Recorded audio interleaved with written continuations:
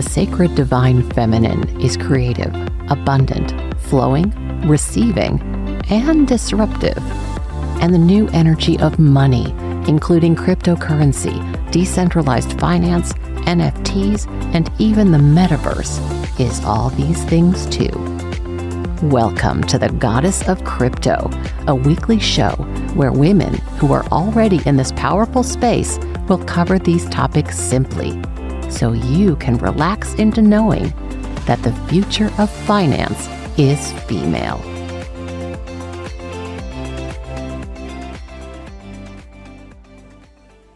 And welcome back for season 2 of Goddess of Crypto, always by women for women, where my guests and I teach you how to surf the coming financial tsunami so you don't get knocked over by the waves. Today, it's just me, and I am here to talk to you about what's been going on in banking. Now, what do I know about banking? A lot more than I used to. With the last several weeks, we've had 3 banks so far that are mid-sized regional banks go under. And those banks have been closed and then reopened under the larger banks. For example, JP Chase, which, full transparency, I am actually a customer of. They have made things very easy for me to bank with them in my business. JP Chase just acquired First Republic, which was shut. Prior to that, we had Silicon Valley Bank, and that's the one that I want to talk about most specifically because Silicon Valley Bank was where a lot of entrepreneurs who were getting venture capital and growing their companies, i.e. the innovators of the different industries, that's where they were banking. And so we got very lucky because the FDIC, which normally limits insured deposits to $250,000, stepped in and actually guaranteed all of the deposits, including at much higher levels. And we'll talk about that in a minute because that's a risk that I think a lot of small business owners are taking. But I want to also discuss first the fact that we're not paying attention. That's what I feel like is the biggest issue for us, is we're not paying attention. Because how does this actually happen? Well, for one thing, we're very distracted because of the fact that there's breaking news every 5 minutes. We're all just coming out of the kind of, PTSD feeling of the pandemic and there's another shoe dropping and another shoe and another shoe. So it's been very difficult to concentrate on something like this, which doesn't seem to affect us. The other thing is, of course, the minutia of our everyday lives.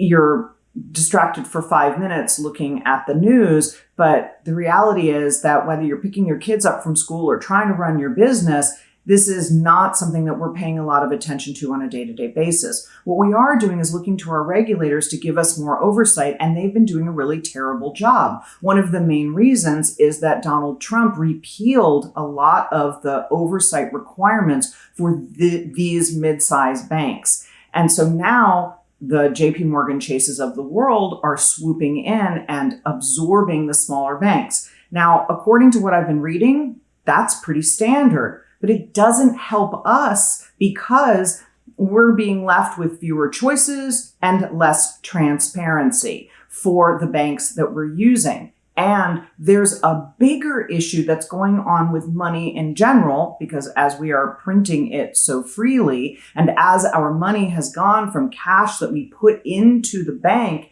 into ones and zeros that really exist on a computer ledger and nowhere else, there's a lot that could happen that would cause even these larger banks to topple. And you don't have to believe me. Look at what's happening in the banking crises that have been going on in other countries. Look at Lebanon most recently. Look at what happened to Cyprus in 2012. Look at half of the Central American countries. There have been really serious problems with banking systems. And once the first domino falls, the rest start to go after that. I've quoted this before, but Ernest Hemingway in one of his novels, his character says to another character, "How did you go bankrupt?" And the other character says, slowly at first, then suddenly. And we're in the slowly part of our financial tsunami. However, it is building, and 3 banks having shut their doors unexpectedly. If you're listening to this instead of watching this, I'm using air quotes, unexpectedly. However, we should have expected it because it's been happening quite quickly. These 3 banks closed in a matter of less than 2 months. We're not paying attention. We're looking at other things. We are distracted by the minutia of our lives. We are distracted by the PTSD of the post-pandemic world. We are distracted by the fact that people aren't out in the streets like they are in France right now, protesting and saying this isn't okay with us. We're just continuing on. Now, look, I said earlier that I was a JP Morgan Chase customer. They made it incredibly easy to do business with them when I opened Transformational Tours and Retreats, which is my second company, my spiritual travel practice. I was with PayPal. I was with Square. Both of them kicked me off after months and months of use because they said, oh, we don't want to work with a travel company because it's too high risk. And after the pandemic, I can see why that was the case, right? Because, everything stopped in the travel business for so long. But I said, the name Transformational Tours and Retreats, what did you think the company did? Because, of course, I had been vetted all the way through. And when I went to Chase, where I was already a customer for my Hallie Evelyn Enterprises company, they said, oh, we're happy to take you on. I said, you understand I'm a travel business? They said, yes, we'll put you through extra underwriting. And they did. As a small business, I was very grateful to them for what they did. And I like their app. And I'm a very happy customer. I can do international wires, which I have to do for the travel business pretty regularly. It makes things very simple. I have people who come to me and they say, oh, I'm with a credit union and I can't do an international wire. Well, I think there's definitely stuff that needs to be overhauled inside of banking. But I don't think that getting us down to Citibank, Bank of America, and Chase as the only banks that exist other than these tiny credit unions, which are very limited for people, I don't think those are the solutions. Now, there's a pretty central reason that these mid-sized banks went under. And it has to do with the rising interest rates, because as the interest rates rose and they had made promises to customers with, for lower interest rates, they kind of got caught in the middle and they weren't making as much money and it began to squeeze things. And as that happened, Silicon Valley Bank, there are people who have actually deleted their tweets because they've said, there's going to be a bank run today and I've taken my money out. And that social media caused a bank run to happen immediately, like within that same day. But if those people who were the investors in the bank, the people who had put their money, the depositors in the bank, if those people had said, I'm holding fast and I believe in my bank's future, things might have gone differently, at least for Silicon Valley Bank. The fact that social media could cause a bank run is something that is really unprecedented. It's not something that we're used to in our society yet. But things are changing that quickly, and things can change that quickly. Another bank that is not a US-based bank, so this is now actually 4 banks that I'm thinking of, is Credit Suisse. If you had asked me 6 months ago, name the 3 banks in the world that you think will not go out of business, I absolutely would have said Credit Suisse was one of them. And I'm not an economist. I am a woman who is paying attention. And I'm asking you to pay attention as well. I'm asking you to pay attention because I believe that by us getting educated and by us women starting to understand what is going on inside of the financial world, we can begin to take control back of our own money. And I think that what's happening with these banks is a bellwether for what is going to be happening with us as a country in the coming years. And again, you can look at the other countries that have had their banking systems collapse please do not be so complacent as to say or to think, this can't happen here, this can't happen to me. That's what the Silicon Valley Bank investors, depositors would have said a month ago. That's what other countries were saying because their money was deposited with their country's biggest banks. And they thought, oh, this is going to be fine. And it wasn't. We, in a post-pandemic world, have learned a really valuable lesson. It can happen anywhere and it can happen to all of us. So start showing up more like that because that is what we are seeing everywhere. So if that's the case, and we know that there is this coming financial tsunami, that these banks going under is not an isolated incident or an isolated several incidents, what can we do? What can we do to protect ourselves? What can we do to keep our money safe? So for starters, the FDIC is saying that they are likely to raise the cap of $250,000 on depositors' insurance. So right now, if I put, and this is very simple, if you just call your bank, you'll find that this is true straight across the board, but a lot of people don't realize this. If I have a business checking account at Chase and I have a personal checking account at Chase, and the business checking account has $251,000 in it, and my personal checking account has $10,000 in it, I'm only insured for $250,000. The $1,000 extra in my checking account for my business and the $10,000 for my personal account, all completely uninsured. Or hey, take the $10,000 in your bill pay checking account plus the $1,000 and cover it, but you're still going to lose $11,000 off of that $251,000 in my example. Bottom line, the bank is insuring $250,000 no matter how many accounts you have, and they do not separate business and personal. And that's something a lot of people don't know. I only know it because I looked it up, because as my bank balances got too high, I started saying, what else can I do? The only other thing you can do is spread your money out across multiple banks. Now, if, like me, you're with a Chase or a Citibank or a Bank of America or one of the largest banks. By the way, Bank of America almost didn't get bailed out in the 2008 financial collapse, and their stock dropped from like $12 to $2 a share overnight, and they almost didn't make it. So maybe not even the biggest ones. But if you look at those biggest banks, you basically have to have your money spread across them. If you're at a credit union, you have to look at what is being insured above that amount. Maybe you have some of your money at the credit union and you have some of your money at one of the bigger banks, and that's how you're protecting yourself.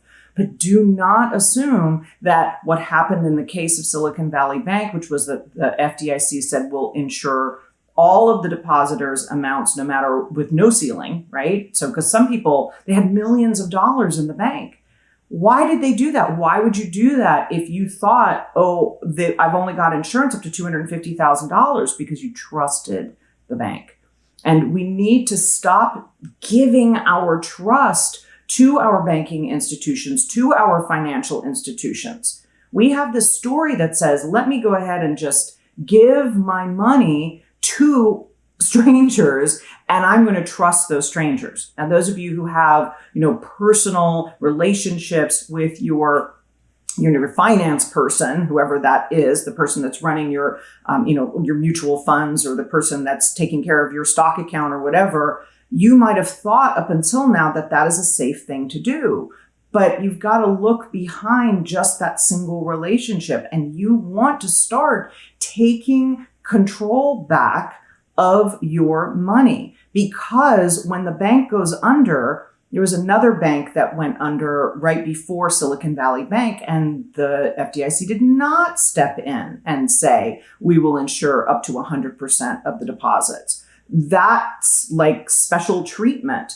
And I suppose because there were enough stories and articles that said, hey, you're going to be killing the next 10 years of technology development if these companies go out of business because they can't make payroll on Monday, which was the situation over that first weekend when Silicon Valley Bank went under. That was why they chose to step in, because they said, well, we can't afford to lose this much innovation because these startups are not going to be able to pay their people and these startups are going to go under. So maybe that's why they made an exception, but it's very unusual. The people at the other banks lost their money. So you don't know. You can't be sure if it's going to be you next time. Just like we can't be sure about all of the laws that are being enacted right now, that it's not going to affect you next week. And it's not enough for us to say, well, this is none of my business or this isn't affecting me. It's potentially going to affect all of us in the future because the tsunami is starting to build ahead on the wave. It may not be big right now, but again, how did we go bankrupt? Slowly at first and then suddenly. So I really want to encourage you to get educated. Please go back through the previous episodes of Goddess of Crypto. There's a lot of money education. This season, I'm already planning on having a bunch of women on who are going to be talking about money, who are going to be talking about how to protect yourself against this coming financial tsunami. I think that crypto, especially Bitcoin, is a great way to do it, because it's not the same currency that fiat currency, which is our regular money, right? Fiat currency, for those of you that don't remember it or don't know, is money that is controlled by the government and not backed by anything. So if you thought that your money was your money is paper and a promise to pay. Look on your dollar bills, you can see that it says that. And your money is backed by nothing. It is controlled by the government. It is backed by nothing. So is all currency at this moment in the world. Now, many countries use the dollar as their backing. So you could see another currency backed by the US dollar, but the US dollar is not backed by anything. When I hear the big arguments against crypto and even against Bitcoin, I hear, well, it's not backed by anything. Neither is your regular dollar. That is not a reason not to get educated. That is not a reason not to just buy a little bit. You know, they say about real estate, don't wait to buy real estate and wait, because real estate historically goes up over time. And again, when we zoom out to a bigger picture of time over 10 years, even if there's a crash in the middle of that or the beginning or the end of that 10 years, it will, over the next 10-year cycle, be higher than it was by far and go back up.